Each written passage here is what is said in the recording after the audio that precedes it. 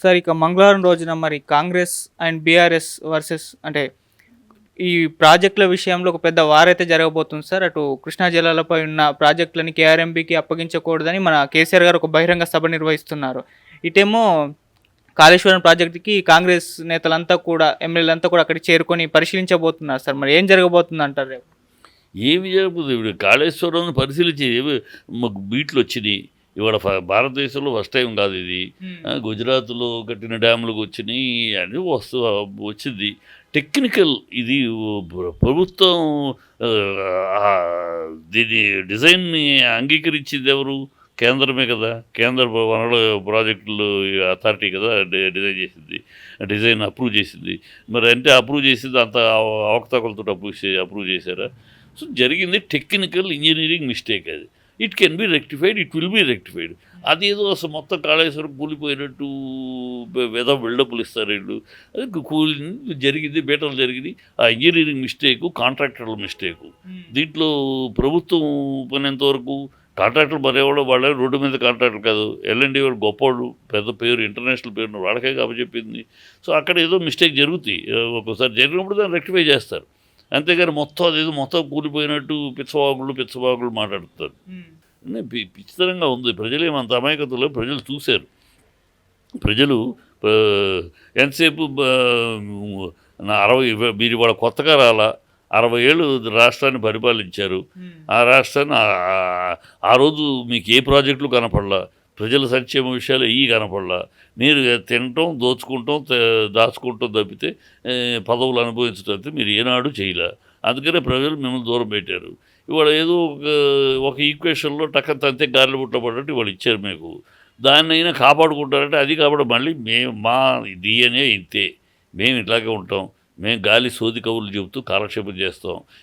ఎక్కడ అవకాశం దొరుకుద్దో దోచుకుంటానికి అది మా వ్యూహాలు, మా పరిణామాలు వేస్తూ ఉంటాం అని తేటతెల్లంగా చెప్తున్నారు. ఎందుకంటే ప్రజలు వీళ్ళని మొహాలు చూసి ఓట్లేయరు.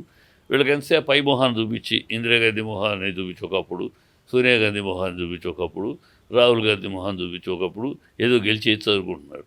రాహుల్ గాంధీ మొహానికి విలువ లేదు. అదొక ఏం మాట్లాడతాడో, ఎందుకు మాట్లాడతాడో, జ్ఞానం ఉందా, అజ్ఞాన, అర్ధజ్ఞాన, అవివేక ఏమీ తెలియదు. ఏదో మాట్లాడుతూ ఉంటాడు, రివర్స్ అవుతాడు. మనం చూడండి ఓబీసీని గురించి మాట్లాడు. పిచ్చోడు ఓబీసీలో పుట్టుకతో ఓబీసీ కాదు.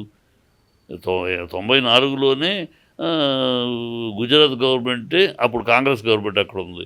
మీరే ఓబీసీగా నరేంద్ర మోడీని అంటే ఓబీసీగా పుట్టలేదంటే అందరూ ఓబీసీగా పుట్టరు.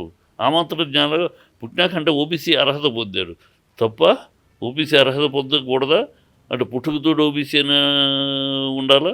అంటే వాళ్ళ డెవలప్మెంటు వాళ్ళకి అంటే ఓబీసీ వ్యతిరేకులు వీళ్ళు కాంగ్రెస్ మొదటి నుంచి కూడా వ్యతిరేకులు. నెహ్రూ గారు అన్ని సీఎంలకు లెటర్ రాశాడు, వీళ్ళ రిజర్వేషన్స్ ఈ అడగారిని రిజర్వేషన్స్ ఇవ్వద్దు, ఎంకరేజ్ చేయదని. ఆ లెటర్ కూడా మన పార్లమెంట్లో లెటర్ మేము చెప్పేది కదా, ఆయన నెహ్రూ గారు రాసిన లెటర్.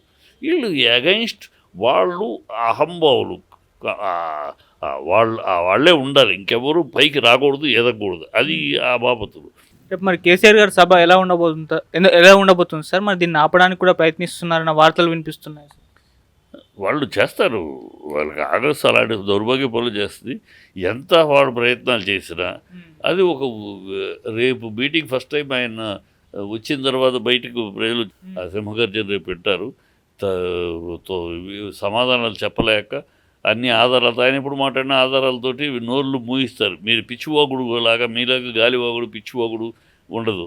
ఒక అర్థవంతమైన ఆలోచనాపరమైన ఉంటాయి.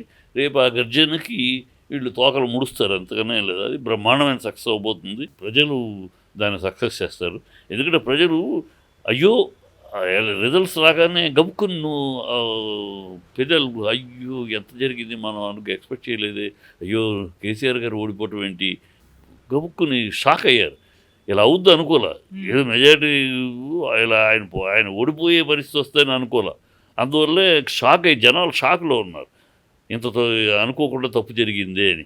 ఈ అనవసరం ఈ బ్రష్ కాంగ్రెస్కి అధికారం వచ్చింది అని నోళ్ళు కొరుక్కుంటున్నారు. సో అది రేపు కనపడుద్ది. ఆ ఇంపాక్టు రేపు ఆయన ప్రతి మాటకి ప్రజల్లో నుంచి స్పందన చూస్తారు. వీళ్ళ సమాధానం చెప్పలేక తోకముడిచే పరిస్థితి వస్తుంది. సార్ ఇక కాంగ్రెస్ ప్రభుత్వం ఇక్కడ ఇంకో నిర్ణయం తీసుకుంది. అది టీఎస్ నుంచి టీజీగా మార్చడానికి చూస్తున్నాం. మరి ఈ నిర్ణయం పైన మీ ఒపీనియన్ ఏంటి సార్? ఏం బుద్ధి లేదు. ఆ పేర్లు తీయేసి ఎవరు కోరారు కోవాలని? ప్రతిదీ ఏదో మారుస్తాం. ఇది తెలంగాణ తల్లి ఫోటో అట లేదా తెలంగాణ తల్లి కిరీటం పెట్టారు, దేవతతోటి పోల్చారు. దేవతలు కిరీటం లేదు, దేవతలు ఉన్నారా? దేవతలకు కిరీటాలు పెడతారు, దేవతతోటి పెట్టారు. అది కాదు, తెలంగాణ రూపం లేదట. ఏం పిచ్చి ఓగుండు పిచ్చి మాటలు, ఏదో వాళ్ళు చేసింది మేము మారుస్తున్నాం అని తప్పితే పేర్లు మార్చి అవి మార్చి ప్రజాభవనం గేట్లు గేట్లు పెట్టిందే వీళ్ళు 2012లో వీళ్ళే తీసేసి వీళ్ళే పెట్టి వీళ్ళే తీసేసి గేట్లు పగలగొట్టాం. ఇన్ని ఏదో పెద్ద గొప్పగా అనుకుంటున్నారు. ప్రజల్లో ఎంత అవహేళనగా ఉందో, ప్రజలు ఎంత అసహించుకుంటున్నారు, ప్రజలు ఎంత చేదరెత్తుకు. ఇది ఎక్కడ కూడా వీళ్ళకి గెలిపించేది ఎందుకు? టీఎస్ను టీజీగా మార్చమని, తెలంగాణ తల్లి ఫోటోను మార్చమని, గీతాన్ని తెలంగాణ గీతాన్ని అందశ్రీ రాసింది ఫస్ట్ రికగ్నైజ్ చేసిందే కేసీఆర్ గారు. కథ 12 చరణాలు ఉన్నాయి. 12 చరణాలు, అన్ని చరణాలు ఏ పాటకు పెట్టరు కదా. జనగణమన మూడు చరణాలు, 12 చరణాలు పెట్టమంటే కుదరదు. కనుక 12 చరణాలు పెడితేనే నా పాట వాడుకోండి, లేకపోతే వద్దని అందిస్తాయని. సో దాంతో ఈ క్లాషు. అది కాకుండా ఆ టైంలో కర్ణాటకలో సపరేటు గీతం సపరేటు ఇది అంటే గొడవ జరిగింది. సో ఈ కాంట్రవర్సీలో ఎందుకు లేని పక్కన పెట్టారు, తర్వాత చూద్దాం. అంతే తప్పితే వీళ్ళు ఏదో ఆ 12 పెడతారా? వీళ్ళు పెట్టమను. అందశ్రీ పాట 12 చరణాలతోటి పాట పెడతారా ఎవరన్నా? ఒక చరణం అంటే ఒక గీతం అంటే 4 చరణాలు ఉంటాయి, అంతకు మించి పెట్టరు. దాంట్లో సెలెక్ట్ చేసి ఆయన వద్దంటున్నాడు. అందశ్రీ మొత్తం 12 చరణాలు పెడితే పెట్టండి, లేకపోతే నా పాటే వాడుకోవద్దు అంటున్నాడు. ఇంకేం చేస్తావు? రచయిత యొక్క కారణం అందుకని పెండింగ్ పడింది. దాన్ని మేము తీసుకొస్తాం. అన్నీ అయ్యే ప్రజలకు సంబంధించిన విషయాలు, ప్రజలకి ప్రయోజనం, పాలనకు సంబంధించిన వీళ్ళ పర్సనల్ వెండెట్టాలు, పర్సనల్ ద్వేషాసు వీళ్ళతో చేసే పనులు తప్పితే బుద్ధి లేని పనులు అయ్యి.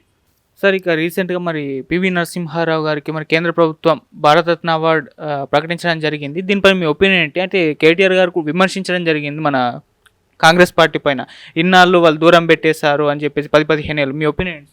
ఖచ్చితంగా కాంగ్రెస్కి బుద్ధి లేదు, కాంగ్రెస్ అసలు అర్హత లేదు ఆ విషయంలో మాట్లాడటానికి. ఎందుకంటే పివి నరసింహారావు గారు ఫస్ట్ నెహ్రూ ఫ్యామిలీ కాకుండా బయట వ్యక్తి కాంగ్రెస్ ప్రధానిగా చేసి 5 ఏళ్ళు నడిపి అనేక ఒడిదుడుకుల్ని ముందు తీసుకెళ్ళి ఆయన పరువు నిలబెట్టాడు కాంగ్రెస్.